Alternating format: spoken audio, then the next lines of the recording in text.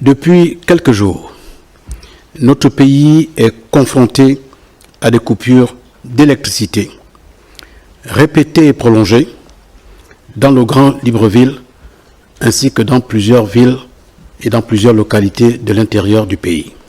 Un délestage, de temps en temps, cela peut arriver. Mais lorsque l'électricité est coupée pendant plus de 8 heures, sans aucune information préalable à la population, cela devient problématique.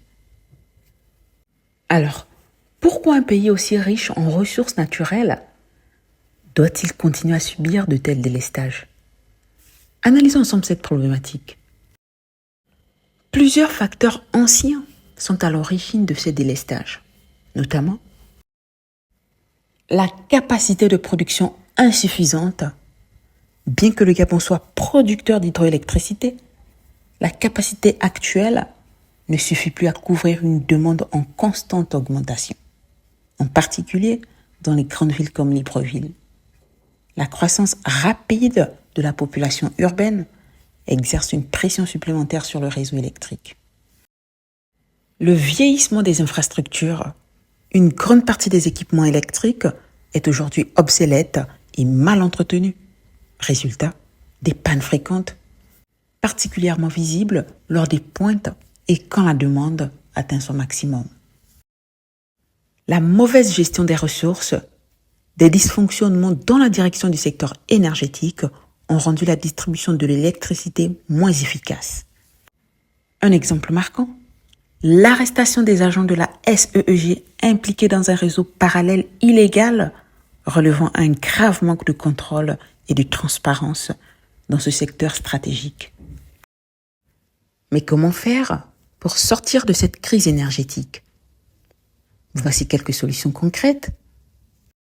Il faudrait moderniser le réseau. Il est crucial de rénover les infrastructures électriques afin de limiter les pannes et les coupures fréquentes. Cela renforcerait la crédibilité du réseau et garantirait un approvisionnement fiable, notamment dans les grandes villes où la demande est élevée. Il faudrait diversifier les sources d'énergie. Il est essentiel d'investir dans des alternatives comme la valorisation des déchets. Par exemple, la décharge de Mindoubé pourrait être transformée en source de production énergétique grâce à la gestion des déchets, contribuant ainsi à alléger la pression sur l'hydroélectricité. Enfin, il faudrait améliorer la communication de la SEEG. Une information plus claire et anticipée sur les coupures électriques permettrait aux populations de mieux s'organiser. Cela renforcerait la confiance entre citoyens et institutions tout en réduisant la frustration liée aux interruptions imprévues. Pour conclure, le Gabon possède un potentiel énergétique considérable, tant par ses ressources naturelles que par sa position stratégique en Afrique centrale. Pourtant, ce potentiel reste sous-exploité en raison des choix de gestion inefficaces, d'un manque d'investissement durable et d'une gouvernance parfois défaillante. Avec des réformes ambitieuses dans la gestion du secteur, une modernisation rapide des infrastructures et une volonté politique forte, le pays peut non seulement mettre fin au délestage chronique, mais aussi bâtir un modèle énergétique stable, durable et inclusif. L'accès à l'électricité ne devrait plus être un luxe ou une promesse. C'est un droit fondamental et une condition essentielle au développement économique et social.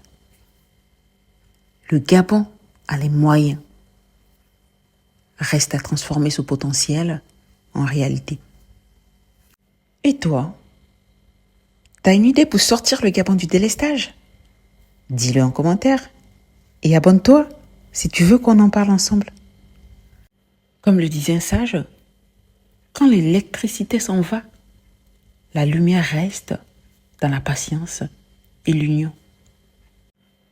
Alors, prenez soin de vous, même dans le noir. À bientôt.